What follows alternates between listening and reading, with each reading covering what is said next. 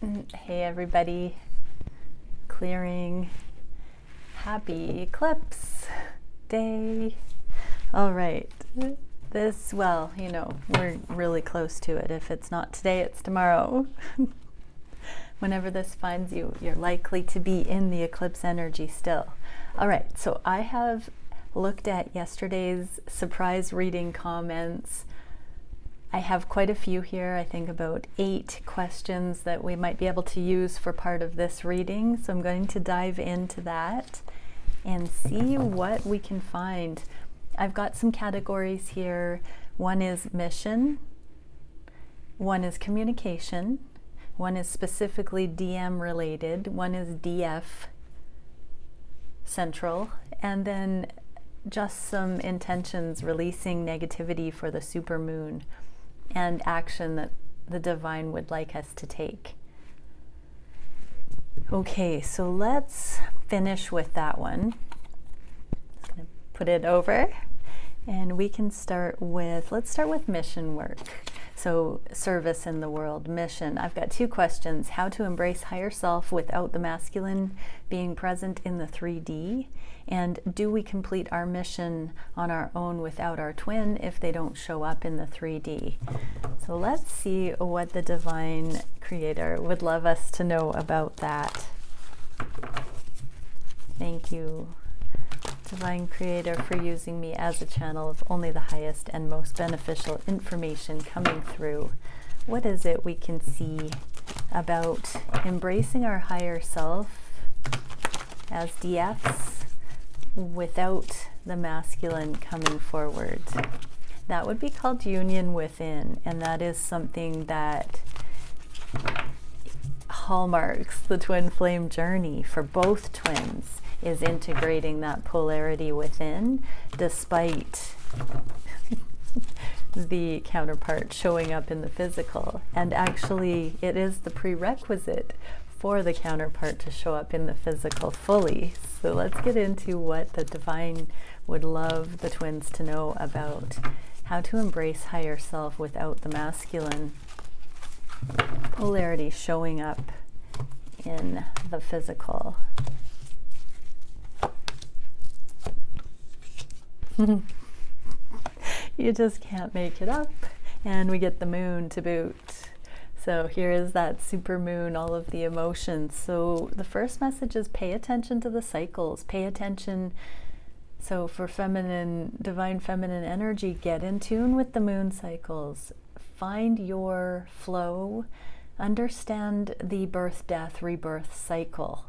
That's number 1. You will not feel separated from your masculine in the 3D ever if you understand those cycles, and they will not cease once you're physically together. You will always be pulled into those different expressions as a human being. That attribute of coming towards and being repelled away will always be related to the moon cycle. It's not something that you can magically end that way, is what the divine is saying. It's part of the natural flow, the natural rhythm of life. There is an exhale and an inhale, people, the divine says. So get into the flow of it, that everything is everything, and you are allowed to love it all. You're allowed to go with the flow. Just because there's a wave swelling does not mean that this portion of the wave is superior or inferior to this portion. It's all part of it. It's a wave. It is the heating and cooling, the duality, the polarity. We need to love this, embrace it, understand it. And so it's seamless. You are not experiencing your mission without your masculine. It's all part of it. There is no beginning and end. Your masculine is a catalyst, and it's all part of the journey. There will be different phases, different sections of the process, but getting attuned to these cycles will help you understand that there is no separation. How do we embrace our higher selves without the masculine? The concept of without the masculine is a difficult one to wrap the 5D mind around, because that's a linear fear construct. Fear being that somehow, you know, when a child's playing peekaboo and the parent hides behind something, the child really doesn't quite comprehend the parent is still there until they say peekaboo, and the laughter comes because the child realizes that the parent is there regardless of whether there's a sheet in front of their face or not. So that's a really interesting concept to have here with the illusion of the masculine not being there. Just because you've met your masculine actually means that you've got this muse energy, you've got this ability now to collaborate energetically in your own life, and separation is an illusion. So dive into the lusciousness of that, dive into the empowerment of that. The next cards are literally upgrade yourself, Divine Feminine. This is the Sri Yantra behind this Queen of Flames, Divine Feminine card. That is the voice of Om, the voice of creation, the voice of the divine backing the Divine Feminine. The Kundalini is the serpent rising up the spine of energy, the lit crown chakra, the multidimensional aspect of the arms, and sitting in meditation. She's just there in all her glory, we'll say, on fire, aliveness streaming through her. That is how you embrace your higher self without your masculine. You are backed by the divine. Your masculine is not to be worshipped as a primary source of your sustenance. The divine is. And that unconditional love is what can come into your chakras and upgrade your DNA helix to higher love on every single level. When you connect to source this way, this is how you do it. Without your masculine in the physical, your masculine will not come into physical permanent union if you don't have this on every level. And even if you come into physical permanent union, if you don't have this spiritual connection to source, it's not twin flame union fully. Twin flame union is about uniting within yourself, seamlessly connecting to source, because you've balanced out your own polarities within. The person truly is secondary, that you consider your twin in that light, because once you're in this state, you really have no need of that other outside of yourself. This is the goal. This is the mission. And then manifestations. You need to define what it is you're wanting to manifest in your own right, and not just manifesting your twin. That is a beautiful blessing of alignment that comes in along with all of the other things that don't actually matter more than your twin in your life. Because when you come into twin flame union, you will not be codependent on your twin. There will be no need that your twin is offering you. So this is about getting clear, crystallizing your vision for what you want to be manifesting based on what's written on your heart by the divine. At certain stages of the twin journey, your twin is written on your heart, which wakes you up and causes you to want to become the best version of yourself. And that person that you believe is your twin is also the perfect counterpart to stimulate your creativity and to be a mirror for somebody else out there that would get the exact same beautiful things that you're excited about. And so it gives you this companion in reality that believes in you. Even if they're not directly telling you that, you know that someone like them exists, and so you have extra support going through all of the manifestations that you're meant to be looking at. Sometimes we think we do certain things for our twin, but the irony is that those would be the very best things for us to manifest in our own right, with or without the existence of our twin. When we know that our twin exists, it just adds a little extra yumminess, because we know that other person gets it. This world can be a vast and lonely, interesting place if we feel like we're the odd one out, And this energy is talking about understanding you are central to your own uniqueness and what you're meant to be bringing into this world. And so focusing on that and shining brightly as that light is the mission, is how you are meant to focus that into the world. And your twin is the person that would be most excited about that, that you would be most excited to share it with. Beautiful. Okay, so do we complete our mission on our own without our twin? Let's see what we can know about that here. Actually, let's keep going with the same deck. So, do we complete our mission on our own without our twin? We got the Two of Cups in the reverse to confirm without the twin in the physical. Oh, we're getting a bunch in my hand here. So, Two of Cups in the reverse would indicate that the love is still there. You know, by default, you've already met your twin. In this card, it indicates you've already met your twin, but that love is not there, right? But it is. You've already met your twin, so that's already part of your mission. Part of your mission is just recognizing that you have love. You have this profound love that you deem twin-worthy because you've met this person, or because you innately feel that way spiritually. You feel like you are of that resonance, that you would desire a pure and true holy love. Do we complete our mission on our own without our twin? You're never without your twin. You're always cross-coordinating the efforts energetically. Spooky action at a distance, sight unseen. Even before you meet your twin, you are completing your mission. The process of waking up to love is the mission.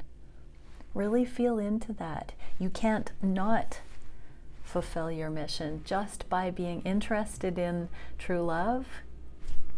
You're fulfilling your mission. That's what it's all about. It doesn't make any difference what stage on the journey you are. You're already in fulfillment of the mission. Completion is a very interesting term because it's never finished. We're infinite. This is an eternal love. There is no marker that says we're done. Let's just roll over and sleep for the rest of existence. No, it's not like that. So our missions are to just keep unfolding, keep luxuriating in the process of being witness to this reality and what love does to us, through us, because of us, because of another. Where we find that inspiration. Whatever excites us, that is the truly enlivens us. That is the whole mission. That is completing the mission. That is fulfilling the mission. When we're in that, just vibing, that is the mission.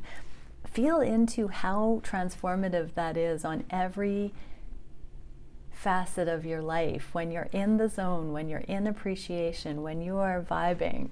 That is the thing that changes your whole reality, and you have the generosity and fullness to be your best in the world. You're shining your light because you're in that alignment. Alignment is the mission. That is the one thing that changes more than anything for the positive, the world and your experience. Okay, do we complete our mission on our own without our twin? This is a card of perception. The Two of Orbs is about choosing love over fear. So that's an important thing here, is when you choose love, you are fulfilling your mission. Here is the, wow, yeah, and this is just a confirmation of what just came through in that channeling, that when you're focused on that Holy Grail, that 10 of Cups, the fulfillment, the joy, the bliss, the appreciation, energetically, that just transforms. It's like a subsonic ripple that comes out from you and changes everything in your reality. This is that Cupid's love's arrows. When you're in that twitter-pated motion, everything around you becomes splendorous and it's contagious. Do we complete our mission? Keep analytically meditating on each step.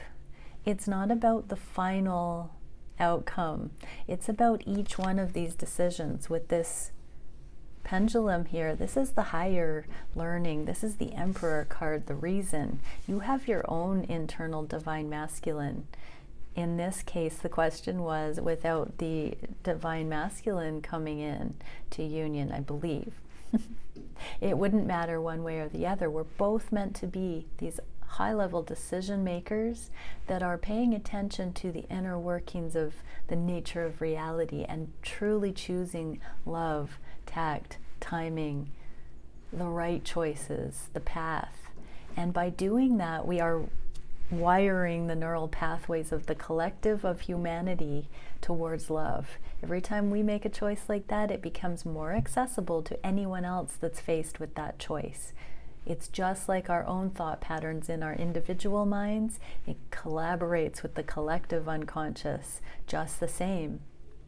It's the median energy. So the more people that choose love and live freely and live abundantly and live in that high frequency, the more the energy is pulled up on the planet. It feels better to do that, and therefore it does carry more energetic weight than the lower vibrational things, especially when we get past the tipping point like we have. This is about the changes in the physical. This is another nudge to keep making those deliberate, small, one by one. It's not about going from 0 to 60. It's about the little steps, the baby steps, the things that you do every single day that are in balance, that are coming from that place of wholeness and appreciation. It is not some distant goal out there. This is every time you're nudged to be kind, and you are kind when the intuition hits. And the ascension, the cosmic sun energy here, this is so beautiful. Yes, the ascension process is the mission. Those who are born on the planet right now are in their mission.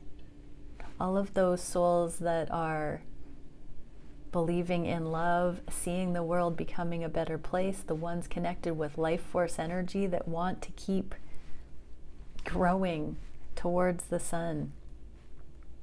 This is the incredible mission, is just doing it, just living. Hearts and eyes wide open. That is the mission.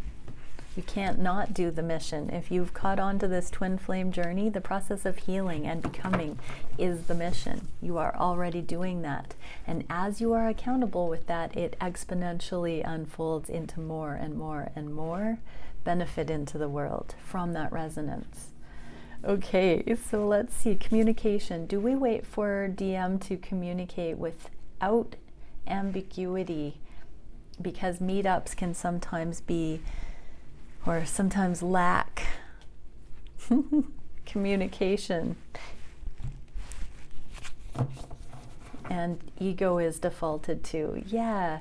So, you know, as a divine feminine, we are often wanting the divine masculine to tap into the intuition and start pinpointing some of those elephants in the room, some of those things that would bring in connection and communication. The feminine tends to really love the intimacy of communication, being seen and heard, and communicating about the deeper intuitive things. And that's where you hear masculine say, I'm not a mind reader, please tell me.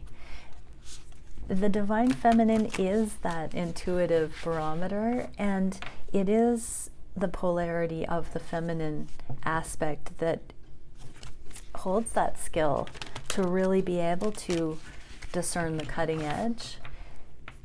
It is not just on the masculines to discern that and do all of the work and present it to the feminines.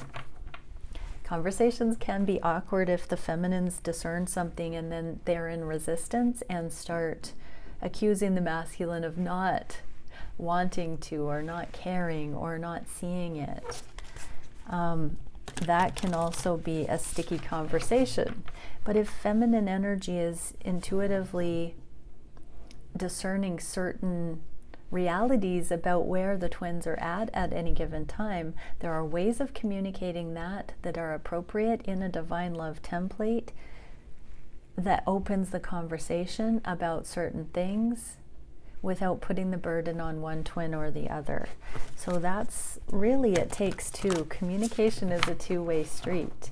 And so it's not strictly up to the masculines to communicate, but I'm really getting for that one that feminines spend more time in meditation so that you have some of those themes on tap, that you can actually initiate conversations in a loving, open way, so that the masculines can share what they know, because they don't know what you're interested in talking about. And if you're just waiting for them to read your minds, you're not going to get anywhere. So what is it we can see regarding, do we wait for the DM to communicate without ambiguity before going forward? What is it that we can see? Sometimes life stings. So this is in the reverse. So feminines, there's a nudge here to put yourself out there. Don't recoil from the potential of being hurt or stung. Speak out lovingly, fearlessly. Represent, even though you might fear a sting in response. It's still up to you to look at, what are you afraid of? Why are you holding back? What would be the sting? Why aren't you communicating? Always put it on yourself. Usually feminines like to communicate when we don't have the answers, and there's a temptation to not have a direction to the communication, and then it can go around in circles. Masculines are very, very precise when they focus in on a particular theme, and us feminines love to get that insight, input from the masculine in collaboration, but the initial intuitive nudge for certain themes does potentially fall into the feminine category, and the miracles are endless. So focusing on the miracles, I'm going to turn both of these in the upright. Don't focus on what stings, feminines. Focus on the miracles that can happen when you're in that open curiosity. I'm just hearing, holy cow, you mean I'm allowed to direct conversation as a feminine? Yes. You are. It's essential that you can inquire, but do your homework. Really get down to your own understanding and baseline. It's not for the masculine to solve it all. Tap into that aspect of your own mind space, your own analytical abilities to discern. Get in there, do that, and speak to your masculine from that place. And if it's before meetups, then so be it. Okay, what holds the DMs back from communication? Let's get one of these cards. What it holds the DMs back generally? I'm hearing not knowing what to talk about. Conception. The frequency of conception invites us to bring our consciousness to our origin, the place where everything in creation begins. It helps us to remember the infinite potential and possibilities of this space and what we can manifest through our own focused awareness and intention. Yeah, so masculines are so used to taking it upon themselves to get things done, to figure it out. They go into the zone. So something that holds them back, especially when they're in a phase of processing something, is the solitary pursuit, the need to provide, the need to solve it, the need to go into it alone. The need to brainstorm, going to the drawing board, figure out the puzzle and present it. So that is something that the masculines also encourage in the feminine. At times of intensity, it's not so much that the masculines are consciously trying to direct this flow, but more it's a natural ebb and flow. They represent a valving system. I'm not sure if you can hear the little one. There's a baby across that sounds hungry in the hotel room across from me, crying. So what a beautiful sound of life. But the DMs communicating, oh, conception and a baby's crying. Okay, that might be a sign for some. We're going to get into biological clock in a moment. So Adorable. Okay, so what holds the DMs back from communicating? Healing, part of the process. Everything is an illusion. There's love in all of it. So if you're seeing an opposition, if there is an extreme, ask yourself, what would hold me back from communication? But also going into that meditation of what needs to be communicated. Often the questions hold the answers. So if you're not getting communication, if you feel like your masculine owes you communication about something, there's likely been some sort of a seed planted that has caused the masculine to go off and meditate in a solitary way about something. Either they don't feel that progress is available, or they're trying to make the progress and bring it back and present it. So if they don't feel progress is available, check yourself, Divine Feminine, and really go into the energetics of it. Meditate with the divine. Ask to be shown what the last interaction was, how that would have felt in the DM's shoes, etc. Did you say anything that you would want to say differently? Don't overthink, don't panic, text your DM, work it through and see, what does that imply? That communication, if it unrolled the way it did, what does it imply? Could you have solved more of it before desiring a response from the masculine? Do you actually need a response from the masculine, or are you trying to get the masculine to provide an answer for you that you could otherwise find with the divine in meditation? That's a big one, because when those impasses within the Divine Feminine are worked out, there's really no need to communicate. There's actually nothing aside from, like, suggestions for what people are going to eat and what the plan for the day will be. It becomes entirely practical and exciting because it's freed up. There's a lot of negotiations coming into establishing trust and balance and all of that, but there is a lot more that the DFs and DMs can do independently. Once that independent work is there, there's no reason communication would be withheld. Okay, let's go on to, these are such complex themes, it takes our lifetimes to explore them, so keep doing it. I can't answer it all in one little question session, but let's keep going with some of this. So the DM support. What support from the DF does the DM want? Okay, let's see, DMs, higher selves, come on in. What do you consciously want from, or is there anything that is desired as far as support from the feminines? We're getting the Five of Cups. Oh, benefit of the doubt. The DMs, the most beautiful support you can offer your masculine divine feminines is just the benefit of the doubt. Seeing the love, looking at the past with the love in mind. Look at this ashamed, sad, lonely DM here, feeling like he's wrecked everything. Don't put that on your DM. Oh, DMs were little kids too. Feel into that, the sweetness of that amazing inner child of your DM that is trying their best, that is born into a world that has to have it all figured out. Be tough, be strong, don't show emotion. All of those things, the DMs are clearing that. Give them the benefit of the doubt for having gotten it wrong sometimes. See the love in it. Put yourself in their shoes. See what they're going through. Empathize, divine feminines. Don't make it about you. See the DM as doing their best. That is the best thing you can offer for support. And give space. Allow for integration. Find your own truth and allow your DM to find their truth. That is the most supportive thing you can do. It's patient, it's kind, it doesn't keep records of wrongs. Read that 1 Corinthians 13, I believe. What is love? And the Hanged Man.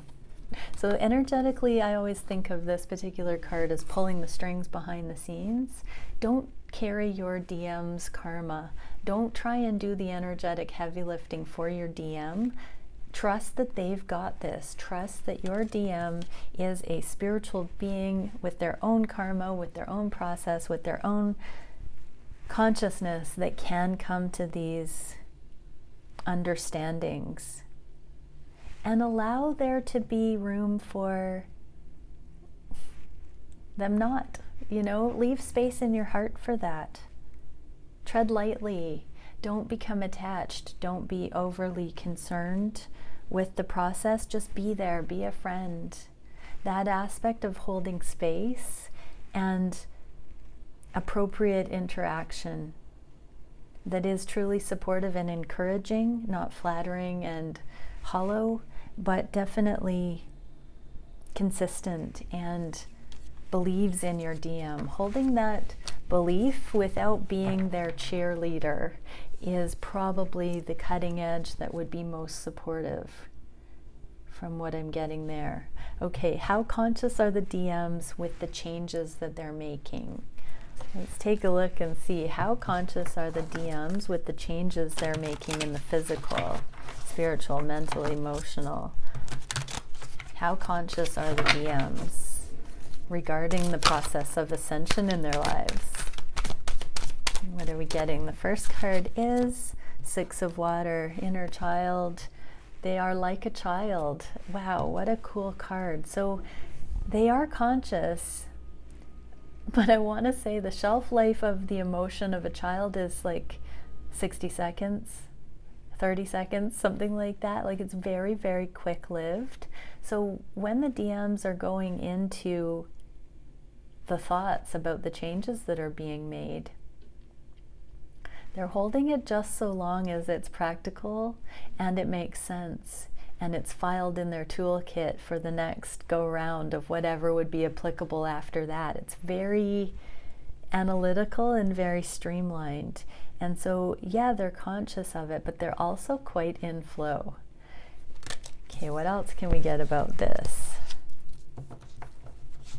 They don't hang on to a lot or become overly wordy with it. They don't do a running commentary typically of what's going on. It's that need to know thing. Okay, Nine of Air. Yeah, they don't want to go into the maddening details. They don't want to overthink. They don't want the anxiety. They don't want the devil is in the details kind of energy. Nine of Air is about anguish and extreme anxiety, losing sleep. They don't want to lose sleep over things, so they don't dwell. But they do have that awareness on the fly. They are very deliberate. They do make decisions and changes based on their reasons. They have reasons for it, so they are incredibly conscious of making the decisions for certain reasons. Let's see, what is the motivation for the changes that the DMs are making? Seven of Water. This is that upgrading of the chakras, and Nine of Earth, coming into autonomy and ascending. So they are as conscious as any seeker is that's on the journey, desiring to go towards increase of love and autonomy and sovereignty. They are incredibly diligent to the path. This is the conscious ascending. This is taking every thought captive and doing our best for the ultimate reason of becoming a master. So they know they are the student. They know they're en route. They know that everything they do leads into the next thing, and they trust the process. Beautiful. Okay, let's see. Two more things here. The DF.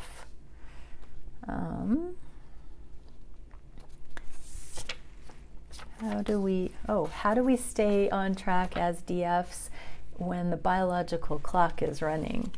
Let's see what we get for that. When I first saw that question, I really wanted to say that could be if you're feeling that could be a karmic situation. The biological clock is a very fundamental, primary urging pull.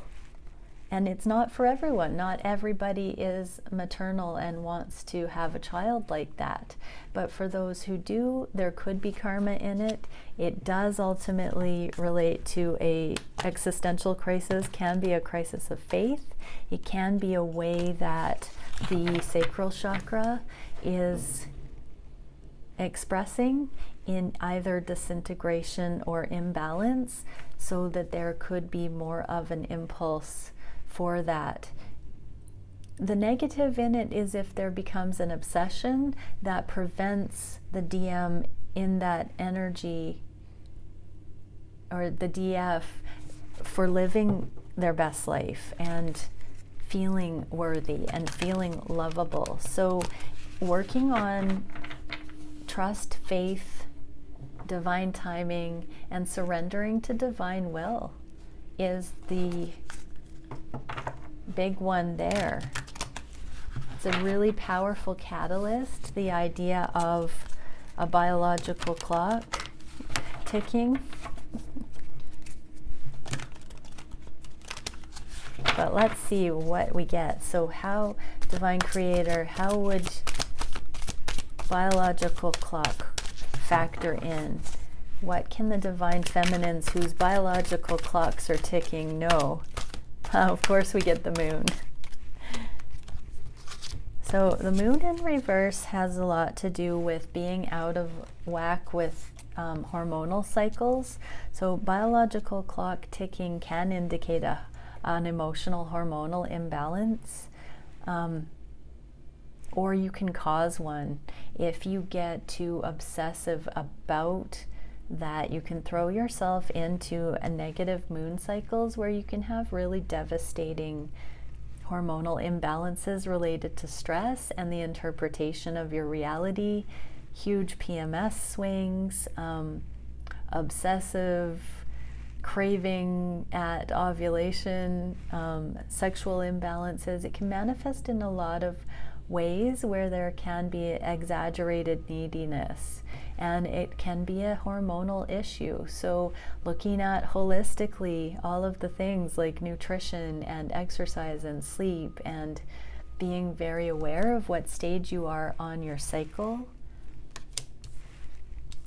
Transformation and the Tower. This is really the birth, death, rebirth cycle. So that's how you can stay on track. Really track your moon cycle, see where you're at with ovulation or menstruation, and note what you feel, how your thoughts go at different stages. It will be very illuminating how we're geared for interaction. I've made the joke when I was younger, I made the joke that without the moon cycles, we wouldn't need our masculines at all. So when you come into balance, and it's like a chicken and an egg, as you come into mastery, your hormonal cycles balance. As you balance your hormonal cycles, you feel more equipped to come into mastery. It's very difficult for feminine mastery to be there when the hormones are running rampant. And so studying the hormonal cycles, studying how those affect culturally groups of women. You know, we do cycle together when women live in close proximity or work in close proximity. There becomes like a herd heat. It's pretty intense. We all start cycling together. But dive into that.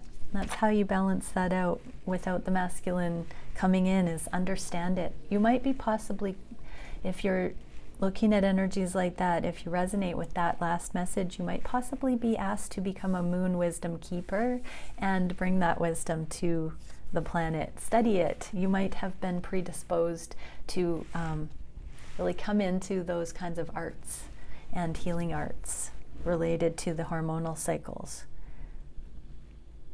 Okay, how do we cultivate a connection with the divine to where we feel on track? That's an awesome question. Discipline. There's no easy method of it. I remember going through one of the most intensive periods of discipline in my life where it took a good solid 2 years of daily conscious intention to see a transformation and to be able to look back and say how far I had come and feel that pride and overcoming and having some ground laid getting there. So it is consistent. It's called the work. It would not be called the work if it didn't demand focus and effort and intention on the part of the individual. But how do we cultivate a connection with the divine? What markers can we understand as success indicators? Loosen your grip. Coping mechanisms, density, addiction, and let God in. So stop doing the things that are counterfeit and go straight to source. This is saying that there might be bad habits at play, addictions, beliefs. Go to, all the vices. Doing all the things that tune out instead of going in or connecting to source. So don't do that. You cultivate that by every choice point that you have instead of tuning out and finding a surrogate for divine connection.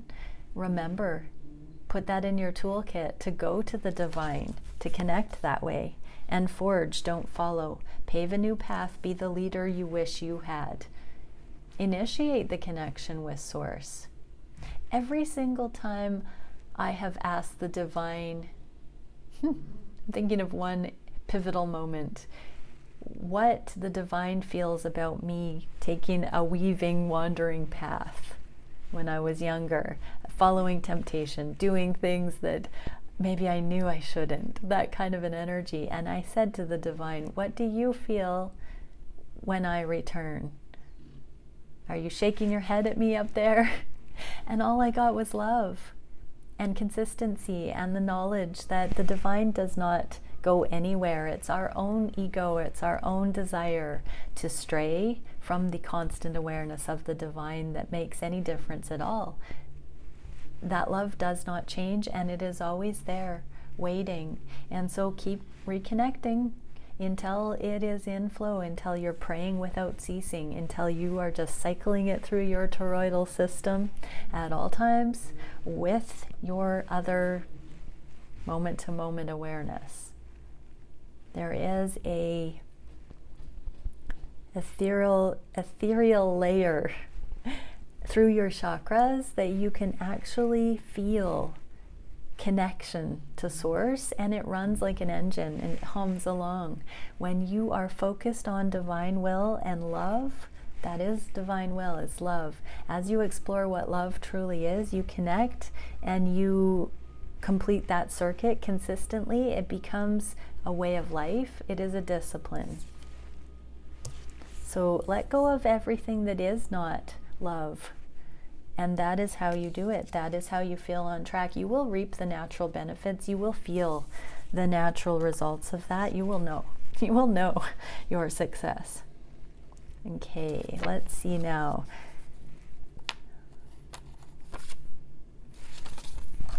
We are down to the last thing here, which is the release of negative patterns on the supermoon, and what actions does Spirit want DF and DM to take, and what are most excited about in this new frequency. I'm going to start with that one.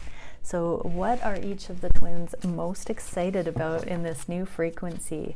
Let's get one for the Divine Feminines. Oh yeah, the bridge. And one for the Divine Masculines. Oh, we get two. Divine Masculines. Oh, we got three. Wow.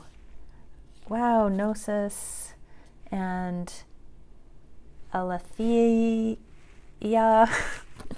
and the Father. Okay. Let's start with the Feminines, the bridge. Wow, we're going a bit deep on that one. What are we most excited about?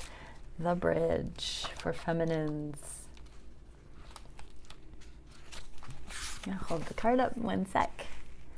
Bridges are built to connect two worlds. They create flow, allowing us to travel between realms, ideologies, personalities. This archetype is the gesture of acceptance, of saying yes rather than withdrawing, separating, and saying no.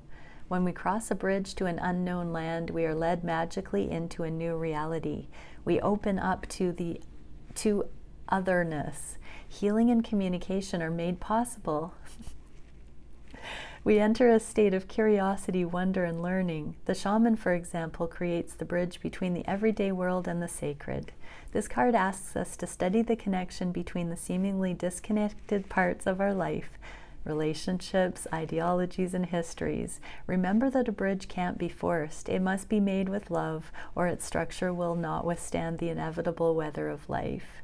So the feminines are so excited to finally build that wholeness within that connects rather than views in separation, and that facilitates and brings in communication and healing. Look at how that's synonymous here. Healing and communication are made possible when we enter a state of curiosity, wonder, and learning. How beautiful. So feminines are most excited to be in that state of open curiosity. That is the bridging frequency. I know that resonates for me. That's the high priestess frequencies of mercy and humility, not judgment and punishment. Really let that sink in. Mercy and humility, not judgment and punishment. So see how one is fear and one is love? That's what the feminines are most excited about. Okay, let's see for the masculines, Gnosis.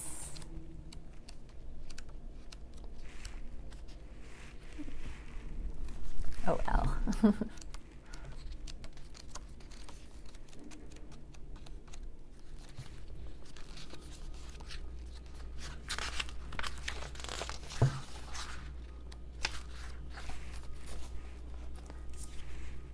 True knowledge is not found in facts and figures, in scholarly books on library shelves. Rather, Gnosis points to the deep and timeless archetypal wisdom that rises from the felt experience of having touched the unknown with every one of the senses.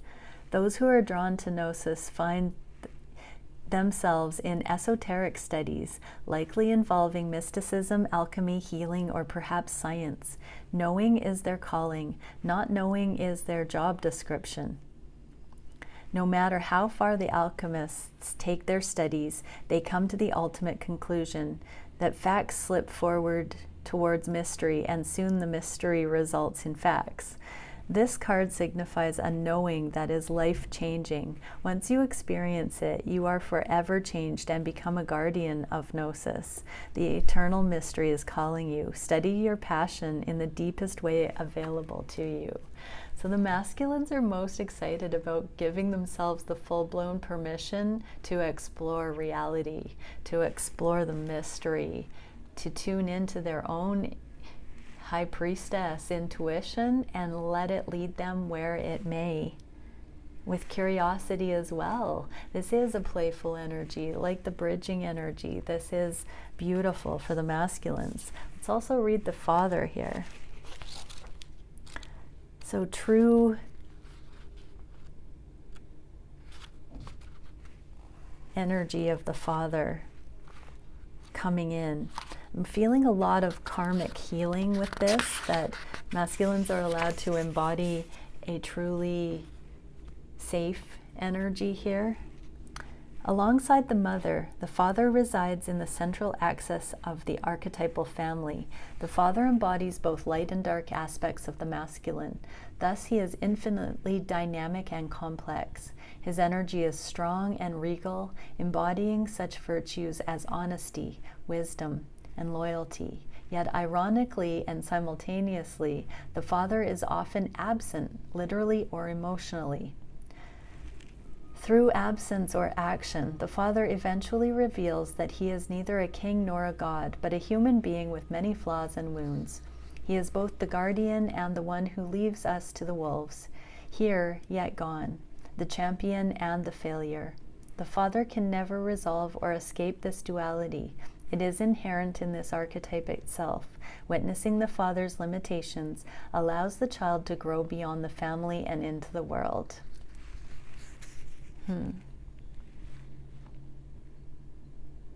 that's really touching me, because this is part of that masculine energy that I feel like the feminines miss when it's gone. In a way, there is that aspect of that regulation of connection that's so tender here. So what I'm getting from this, masculines, is the coming into the appropriate conduct that way, so that it's utilized with grace and love and consciousness and possibly communication, more articulation, seeing that. And taking it as a sacred conscious honor and effort. So that's something the masculines are very excited about, is to dial that in, to figure that out. And Alethea.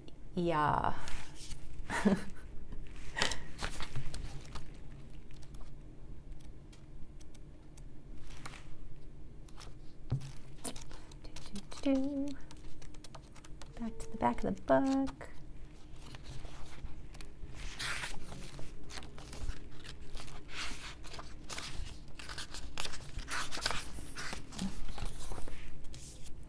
Our soul recognizes the truth when someone speaks it. A cool wave of relief washes over the room, and all the facts and figures in the world fall by the wayside. Such is the power of Alethea. It has the undeniable resonance that goes beyond the rational. We can also recognize it by its contagiousness. When we hear someone speak the truth, we see the truth within ourselves and are more likely to tell our own story. The Alethea card requires us to step towards an act of truth. Ooh, this might look like a conversation, a gesture, a poetic act, or a ritual that honors the unveiling of what's been concealed. Reclaiming your own truth is a way to reclaim your vital energy, health, and a sense of belonging in the world. Truth has its own wings, set it free. So yeah, that message, masculines going to the deep, to the gnosis, to bring back knowledge and to articulate it through the good father energies, the loving father energies, the regulating energies, but bringing truth and speaking through conversations and interaction, bringing it back in, grounding it. Masculines are, what a beautiful trio of energies that mirror that connectivity from both sides. So in answer to what are each most excited about on this new frequency, connection. Beautiful. Let's see now, which action does Spirit want the divine masculine and divine feminines to be taking? Divine feminines, what can we get here? Spirit has your back, and bring a gentle touch. Just go forward with love, feminines, in all that you do. And for the masculines, turn knowledge into wisdom. Exactly what we just saw. Like, I think these are the things that we just got in the last question that each are most excited about. Just being love and bridging, feminines, and bringing that knowledge from your inner explorations, masculine, and speaking it without resistance and withholding. Beautiful. So that is the spirit guidance. So I would say that translates to keep following your heart and natural unfolding and curiosity, twins. Okay, and release of negative patterns with the supermoon. Let's just see really quickly what can be released at this time. Okay, we got a whole bunch. Fertility invites us to be more open, more courageous, more creative, and more joyful than we were before. So just set that as an intention for this moon, to bring in more joy and creativity. Actually, if anyone is so inspired, write the words joy and creativity on pieces of paper and put them somewhere visible, your mirror, your fridge, something like that, and let it be a bell ringing. It activates the potential for something beautiful to grow from our consciousness into a new, grander expression of ourselves. So set the intention for joy and creativity. Root chakra healing. The red flower of life stimulates passion and supports our sense of security on the physical plane, both in our bodies as well as in the physical world. So do a grounding exercise and just say, I am safe in this moment, I am safe. Bring yourself back in from any woes and just tell yourself you are safe. So that's another mantra. I am safe.